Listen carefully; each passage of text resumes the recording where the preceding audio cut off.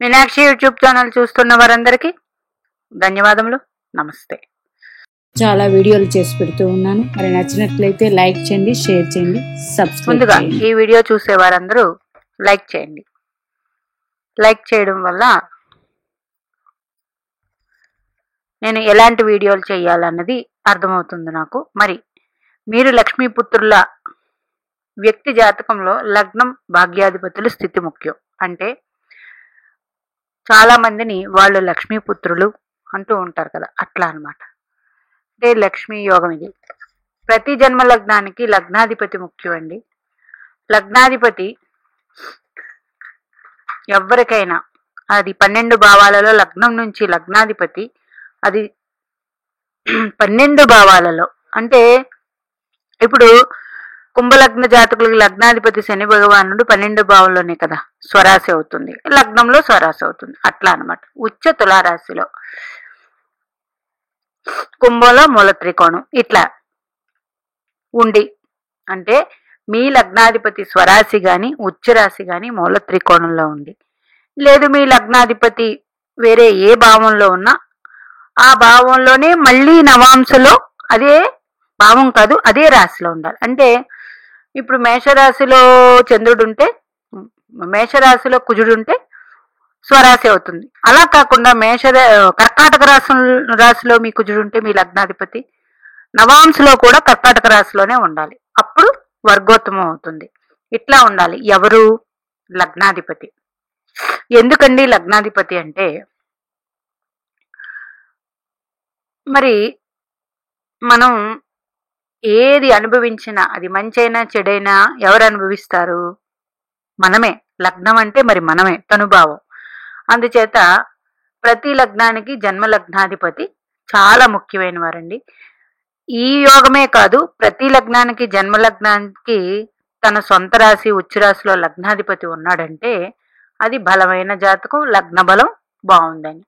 అయితే ఇట్లా ఉండి మరి లగ్నాధిపతి మీద వేరే పాపగ్రహ దృష్టి ఏమీ లేకుండా ఉంటే మంచిది.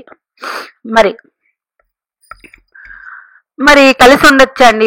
మా లగ్నాధిపతితో రవి కలిసి ఉన్నారు, ఉండొచ్చు, అది పర్వాలేదు.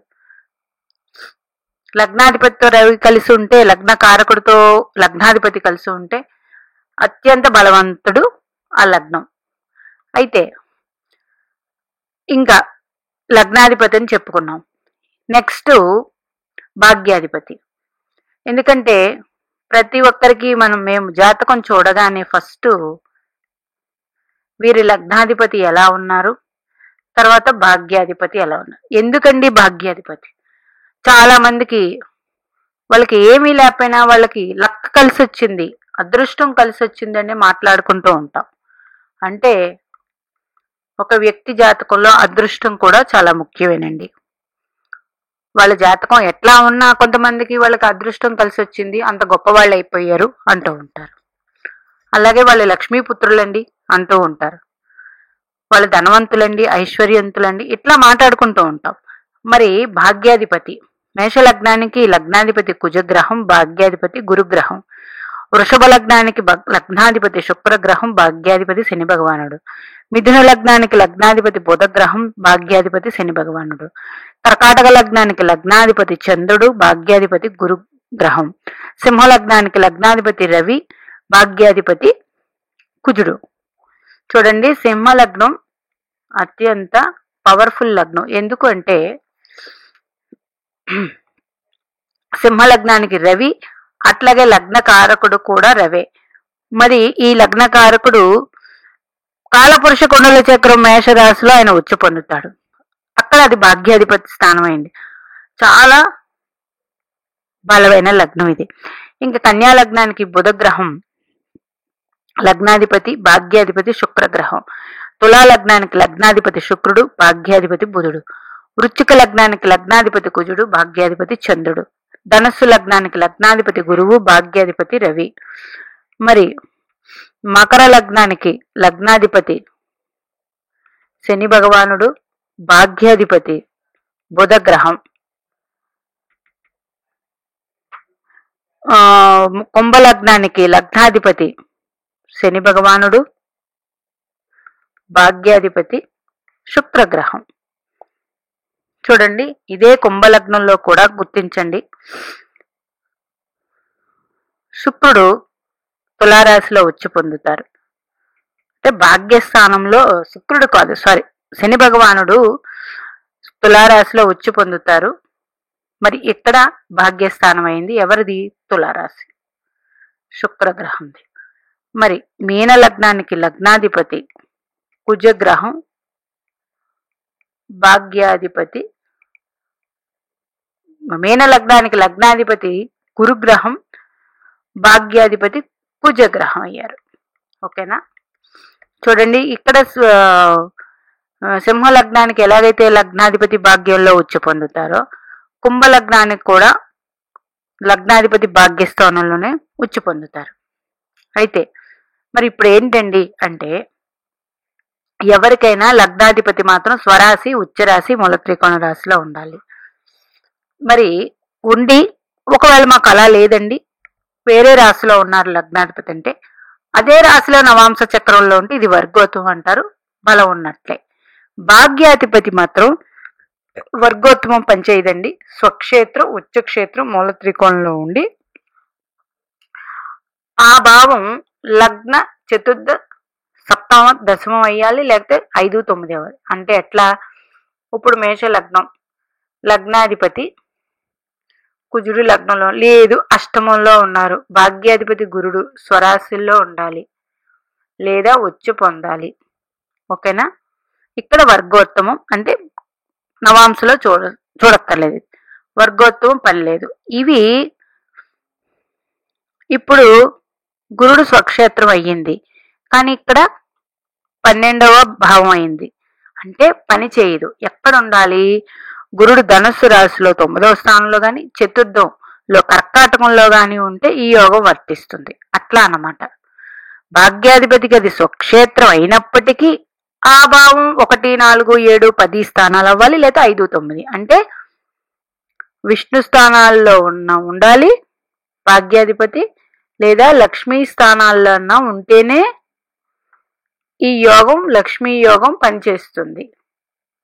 ఇలా ఉన్నవాళ్ళు స్వయం ప్రపత్తితో పైకొస్తారు. అట్లాగే అదృష్టం ఉంటుంది, పూర్వీకుల అనుగ్రహం కూడా వీళ్ళకు ఉంటుంది. కొంతమంది జాతకాల్లో ఇట్లా ఉండి సహజ భాగ్యకారకుడు ఎవరు? గురుగ్రహం. అంటే గురుగ్రహం లగ్నం అవ్వకూడదు, తర్వాత గురువుడు భాగ్యాధిపతి అయితే భాగ్యాధిపతి భాగ్యాన్ని చూడదు కదా, వేరే లగ్నాలు అయ్యుండి ఇట్లా ఉండి గురుగ్రహం కానీ లగ్నాధిపతిని కానీ భాగ్యాధిపతిని కానీ చూస్తే మరింత లక్ష్మీ యోగం ఇది. అంటే ఇప్పుడు ఇదే కుంభలగ్నం తీసుకుందామండి. ఇదే కుంభలగ్న జాతకులు, శని భగవానుడు స్వక్షేత్రంలో ఉన్నాడు, శుక్రగ్రహం స్వక్షేత్రంలో ఉన్నారు. మరి భాగ్యకారకుడు గురుడు అని చెప్పాను కదా. ఈ గురుగ్రహం శుక్రుడిని కానీ శని కానీ చూడాలంటే ఎట్లాగా? ఇక్కడ గురుడు శుక్రుడితోనే కలిసి ఉన్నారు అనుకోండి భాగ్యంలో, భాగ్యకారకుడితో శుక్రుడు కొన్ని, ఇది అత్యంత బలమైన జాతకం అండి. లగ్నాధిపతిని చూడరు, సారీ, లగ్నాన్ని చూస్తారు. ఓకేనా? లగ్నాధిపతిని చూడాలంటే గురుడు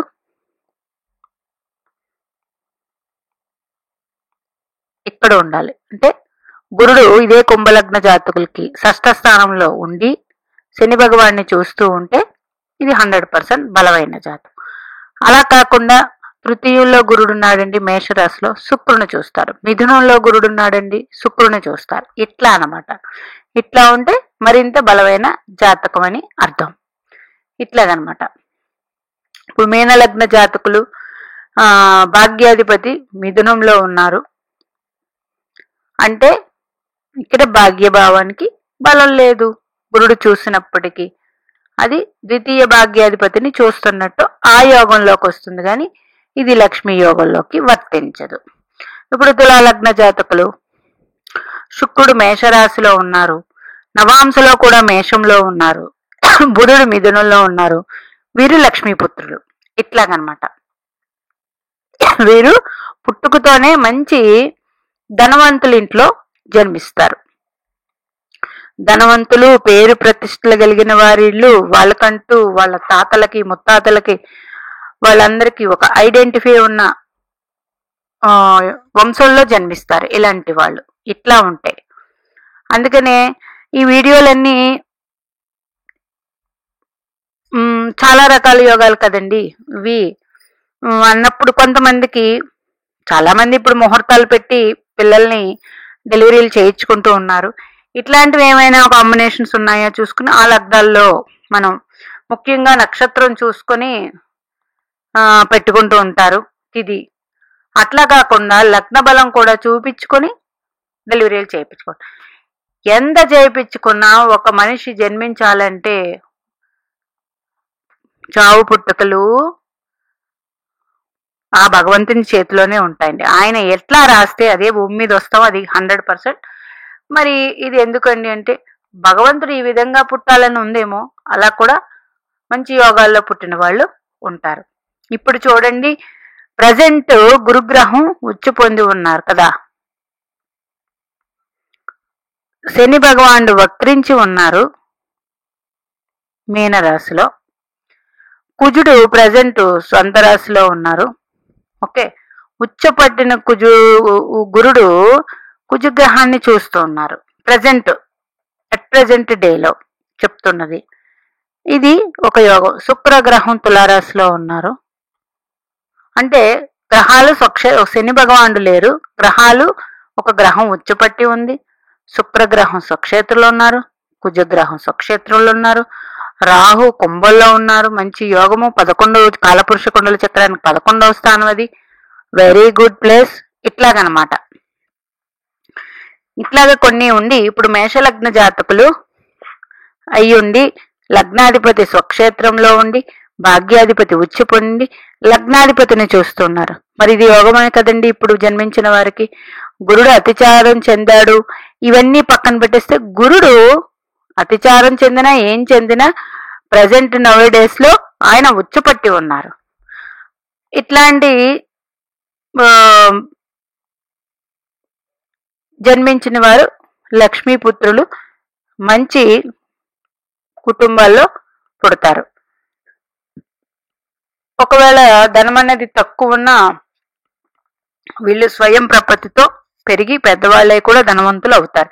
ఎప్పుడు అవుతారండి అంటే ఇలా లగ్నాధిపతి దశ భాగ్యాధిపతి దశలో అవుతారు. అట్లాగే లగ్నాధిపతి ఏ నక్షత్రంలో ఉన్నారో ఆ దశలు, భాగ్యాధిపతి ఏ నక్షత్రంలో ఉన్నారో ఆ దశలు, వీళ్ళతో ఏదైనా గ్రహాలు ఉంటే ఆ దశలు, వీళ్ళు లక్ష్మీపుత్రులే. మరి ఇట్లాగా ఉంటుంది.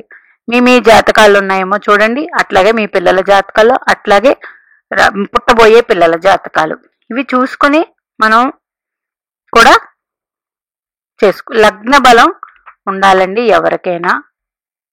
తర్వాత భాగ్యాధిపతి ముఖ్యమండి. ఈ 2 గ్రహాలు చాలా చాలా ముఖ్యం. మరి నిన్నటి వీడియోలో రవిచంద్రులు ముఖ్యమండి. మరి యోగాలు ఉంటాయి. రవిచంద్రులు కూడా నేను చెప్పినట్టు 3, 11, 5, 9లో ఉండి ఈ యోగం ఉంటే ఇంకా అద్భుతమే అద్భుతం. మీనాక్షిదేవి ఆశీస్సులు మనందరి మీద ఉండాలని కోరుకుంటూ నమస్తే.